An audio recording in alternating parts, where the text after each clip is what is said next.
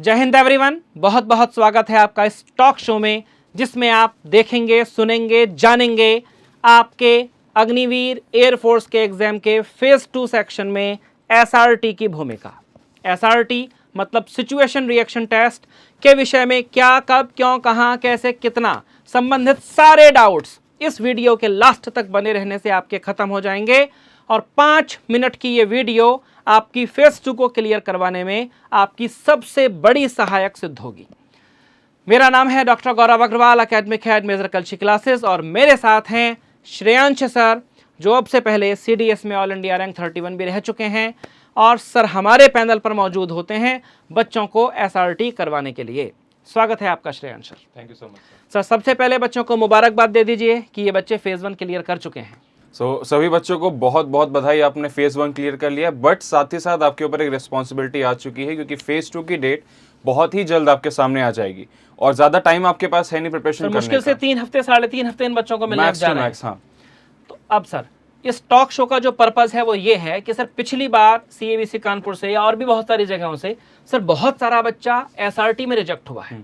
जैसे आज ही एक बच्चे ने एडमिशन लिया है, लास्ट टाइम जब वो गया था वहां पर तो 240 बच्चों के ग्रुप में से 40 बच्चे रिजेक्ट हो गए थे एसआरटी वाले राउंड में। तो एसआरटी सिचुएशन रिएक्शन टेस्ट, अब सर ये पर्टिकुलर कोई सब्जेक्ट तो होता नहीं, बच्चों ने अब से पहले कभी पढ़ा नहीं होता, तो एक तो बच्चों के दिमाग में इसको लेकर हवा बहुत ज्यादा बना रहता है, रे हाय एसआरटी क्या है एसआरटी। दूसरा, जो बच्चा एसआरटी करता भी है उसको भी एक क्लियर कट आइडिया नहीं रहता कि what to do, how to do, what not to do, how not to do in SRT. तो सबसे पहले आप ब्रीफ में बता दें कि एसआरटी एक्चुअली होती क्या है, क्यों होती है, इसका पर्पस क्या होता है। सो बेसिक्स एकदम स्टार्ट करते हैं। जो आपका अडेप्टेबिलिटी टेस्ट 1 है उसमें आपका एसआरटी के टेस्ट जो होगा वो that will be for 45 question जी। 45 क्वेश्चन आपके रहेंगे, सारे क्वेश्चन आपके मल्टीपल चॉइस क्वेश्चन रहते हैं। सर ये 45 क्वेश्चन किसी एक भाषा में दिए जाते हैं या दोनों भाषाओं में? नहीं, 45 क्वेश्चन रहेंगे multiple choice question, bilingual, English language, Hindi language, दोनों में मतलब सेम पेपर में क्वेश्चन हिंदी में भी होता है, इंग्लिश में भी होता है। एक के बाद पहले इंग्लिश फिर हिंदी, उसके जस्ट नीचे। ऑलराइट। और उनके एक ओएमआर शीट प्रोवाइड करी जाती है जिसमें जो भी आंसर इनको लगता है मोस्ट सूटेबल है उस पे वो ओएमआर शीट को फिल करते हैं। और सर ये 45 क्वेश्चन होते हैं? यस सर, 45 क्वेश्चन रहते हैं। 40 क्वेश्चन आपके एसआरटी के रहेंगे, लास्ट के 5 क्वेश्चन आपके रीजनिंग के रहेंगे जो सिर्फ इनके ऊपर स्ट्रेस डालने के और इनकी टाइम मैनेजमेंट स्किल को चेक करने के लिए बनाया जाता है। मतलब ओवरऑल 50 क्वेश्चन होंगे? नहीं, overall 45 question, 40 question for SRT, 5 question for reasoning. तो ये रीजनिंग तो उसी लेवल की होती होगी जिस लेवल का ग्रुप वाई में एग्जाम होता है? रीजनिंग बहुत बेसिक लेवल की और इसमें कोई मार्किंग स्कीम नहीं है, ऐसा कोई आपका नेगेटिव मार्किंग नहीं होता। तो अगर आपके रीजनिंग क्वेश्चन गलत भी है तो बहुत ज्यादा इंपैक्ट नहीं पड़ेगा आपके फाइनल रिजल्ट पे। बट उसको डालने का मेन पर्पस सिर्फ यही रखा गया है ताकि कैंडिडेट के ऊपर एक स्ट्रेस बने और वो एसआरटी में अगर वो ज्यादा टाइम ले रहा है सॉल्व करने पे उसके क्वेश्चंस छूटे। और दूसरे क्वेश्चन पे आपके आते हैं कि क्यों, क्या रीजन है कि अचानक से बच्चे ज्यादा बाहर होने। उससे पहले कि एक्चुअली एसआरटी एग्जैक्टली होती क्या है? सिचुएशन रिएक्शन टेस्ट एक साइकोलॉजी का टेस्ट है जिसमें आपके सामने डे टू डे लाइफ की बेसिक सी सिचुएशन दी जाएगी। जैसे कि suppose he was walking on the road और उसके सामने से एक सांप ने रास्ता क्रॉस किया। मतलब कोई बंदा रोड पर जा रहा था, उसके सामने से एक सांप ने रास्ता काट किया। ठीक है। तो वह करके ही करके आएगा, उसको खुद को वहां पे इमेजिन करना है कि उसका रिएक्शन क्या होगा। अच्छा, उसके बाद ऑप्शन कैसे कैसे हो सकते हैं? इसके बाद 4 रिएक्शन आपके रहेंगे। 4 रिएक्शन बहुत बेसिक सिंपल से रहेंगे, कॉमन सेंस के। लाइक जैसे कि एक हो गया कि उसने सांप को उठा के खेलना शुरू कर दिया। दूसरा ऑप्शन हो गया कि उसने सांप को उठा के खाना शुरू कर दिया। तीसरा हो गया कि उस सांप को देख के बचाओ बचाओ चिल्ला के दूर भाग गया। और चौथा ऑप्शन हो गया कि वह वहां पे वेट किया पेशेंटली, सांप ने रास्ता क्रॉस किया तो उसने अपनी जर्नी को कंटिन्यू रखा। अब यहाँ पे दिक्कत क्या आती है कि जो बच्चों को लगता है कि उनको जो उनका पढ़ने का तरीका है कि सबसे अच्छे आंसर पे टिक करना है, बट सिचुएशन रिएक्शन टेस्ट का बेसिक एसेंस ये है कि आपको अपनी पर्सनालिटी पे बेस्ड आंसर पे ही टिक करना है। 40 एसआरटी जो आपके सामने आएंगी वो कई बार अलग अलग सिचुएशन में रिपीट होके आती है। थोड़ा सा चेंजेस कर देंगे बट सिचुएशन ऑलमोस्ट सेम रहेगी। तो अगर आपने शुरुआत में रिलैक्स होकर कुछ और आंसर पे टिक किया, लास्ट में स्ट्रेस होने के बाद टाइम खत्म हो रहा है तो आपने किसी और आंसर पे टिक कर दिया, तो वो भी कारण हो सकता है आपके रिजेक्शन का। अब जैसे इस ऑप्शन का अगर आप एग्जांपल लें तो इसमें एक कैंडिडेट जो था वो बचाओ बचाओ चिल्ला के दूर भाग गया। अब जो कैंडिडेट दिल्ली में रहता है, बेंगलोर में रहता है, उसने सांप को कभी रियल लाइफ में देखा नहीं है। अब वो इंसान जिसने सांप को देखा सिर्फ डिस्कवरी चैनल पे कि सांप के काटने से 5 मिनट आपकी डेथ हो जाएगी, उसके लिए वो लाइफ थ्रेटनिंग एक्सपीरियंस है। तो उसका रिएक्शन जो है वो वैसा ही रिएक्शन जो हमारे किसी शेर को देख के आएगा। हम वेट नहीं करेंगे पेशेंटली, हम भागेंगे वहां से बचाओ बचाओ बोल के। दूसरा रिएक्शन जो सांप को डाके खेलना शुरू कर दिया। सपोज यूपी और बिहार के कुछ सपेरों के गाँव होते हैं, वहां से बच्चा बचपन से सांप से खेलता हुआ बड़ा हुआ है। तो अगर वैसा कोई कैंडिडेट है तो उसके बैकग्राउंड के हिसाब से उस सांप को उठा के खेलने वाले पर अगर टिक कर रहा है तो उसके बैकग्राउंड के हिसाब से वो आंसर उस उसके पर्सनालिटी के लिए सूटेबल है। तीसरा, जिसने सांप को उठा के खाना शुरू कर दिया, सपोज कोई चाइना से बिलोंग करता है, अब उनकी डाइट में सांप आता है, तो अगर वो ऐसा कुछ लिख रहा है तो फिर उसके बैकग्राउंड के हिसाब से वो आंसर उसके लिए सही है।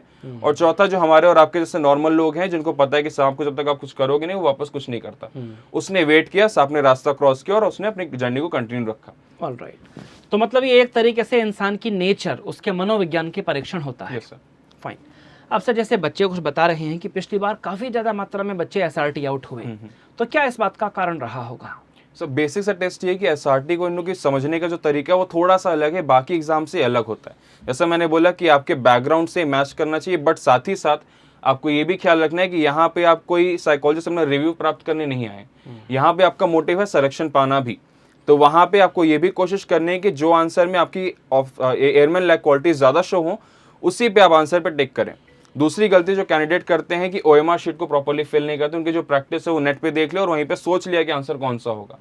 ओएमआर शीट आपकी मशीन में जाएगी, मशीन में जाने पे अगर आपने किसी बबल को प्रॉपर्ली फिल नहीं किया है तो वो भी रीजन बन जाएगा आपके रिजेक्शन का।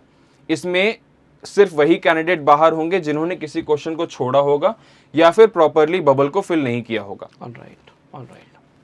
अब सर ये बताएं कि जैसे समय केवल 3-3.5 हफ्ते का बचा हुआ है, अब इस 3-3.5 हफ्ते के छोटे से समय में यदि बच्चा आज आपके पास आता है, कल आपके पास आता है, तो किस तरीके से उस बच्चे की एसआरटी पॉलिश हो पाएगी और वो बच्चा खुद को सिलेक्शन के लायक बना पाएगा? पहला जो बेसिक डिफरेंस आता है यहाँ की ट्रेनिंग में ये है कि सबसे पहले आपके सारे टेस्ट जो भी होंगे रेगुलर होंगे और ओएमआर शीट के ऊपर ही होंगे, ताकि एक बार आपको एक अंदाजा हो जाए कि आधे घंटे का टाइम जो आपको दिया गया 45 क्वेश्चन के लिए वो ओवरऑल आधे घंटे मिलता नहीं हो, कम से कम आपको 25 से 26 मिनट ही मिलते हैं, क्योंकि बीच में आपका बायोमेट्रिक स्कैन भी होता है। अगर आपने पुशअप किया, आपके हाथ में मिट्टी लगी तो शायद आपका थंब स्कैन ना हो, तो वो भी रीजन हो सकता है ज्यादा टाइम लॉस करने का। तो यहाँ के प्रैक्टिस के हिसाब से ऑन एन एवरेज एक बच्चा 22 से 25 मिनट में 45 क्वेश्चन सारे अटेम्प्ट कर लेगा।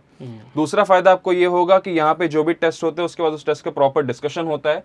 जिस भी क्वेश्चन में बच्चे को डाउट है कि यहाँ पे ये आंसर कैसे और ये वाले रिएक्शन कैसे बेहतर होगा, तो उसको प्रॉपर्ली एक्सप्लेन किया जाता है कि आपका कॉज एंड इफेक्ट फिलॉसफी कैसे इसमें लगती है साइकोलॉजी में, और भी बहुत ट्रिक्स एंड टिप्स होते हैं। लाइक एक सिंपल सा एग्जांपल, जैसे कि आपके जो साइकोलॉजी के जो भी टेस्ट है वो स्टिमुलस बेस्ड रिएक्शन होते हैं। एक आपको एक स्टिमुलस शो किया जाता है जो आपके पर्सनालिटी बेस्ड एक स्पेसिफिक रिएक्शन आप दोगे जो हर इंसान अलग अलग देता है। अब बच्चे क्या करते हैं, स्टिमुलस को देख के सीधे आंसर के पीछे भागते हैं, ये नहीं सोचते कि वो उनकी पर्सनालिटी से कैसे मिलता जुलता है, तो फिर आगे आने वाले जो रिपीटेटिव क्वेश्चन है उसमें वो गलती कर देते हैं। तो इस गलती की गुंजाइश काफी कम हो जाती है जब बच्चों को प्रॉपर्ली क्लियरली बताया जाए कि क्वेश्चन में क्या दिया था सिचुएशन में और किस स्पेसिफिक वर्ड को वो मिस कर गया जिसकी वजह से उनका आंसर गलत हो सकता है। Alright, alright. तो मतलब आप इस बात के लिए कंप्लीट कॉन्फिडेंट हैं कि अगर बच्चा आपके पास आजकल में आता है तो वो एसआरटी आउट बिल्कुल भी नहीं होगा? कोई चांस नहीं है। एसआरटी में तो मैं पहले दिन को कंफर्म बता देता हूँ कि अगर आपने एसआरटी की प्रैक्टिस यहाँ पे एक हफ्ते भी मेरे साथ कर ली तो आपका एसआरटी वाला पोर्शन क्लियर कट है, आप यहाँ से किसी भी कंडीशन में बाहर नहीं होंगे। Alright, thank you Shreyansh sir. तो बच्चों देखा, जैसा कि आप लोग अभी तक देख रहे थे, सुन रहे थे, फेज 2 के राउंड में आप एसआरटी के पेपर को कैसे लेंगे, कैसे सोल्व करेंगे और कैसे उस राउंड में आउट होने से बचेंगे। तो बैग पैक करिए, निकलिए इलाहाबाद के लिए, प्रयागराज के लिए, और यहाँ मेजर कल्चर क्लासेस में मैं, श्रेयांश सर, प्रांजलि मैम आपको मिलेंगे आपके फेज 2 की कंप्लीट प्रिपरेशन के लिए सुबह 5:30 बजे से लेकर शाम 6 बजे तक। जय हिंद।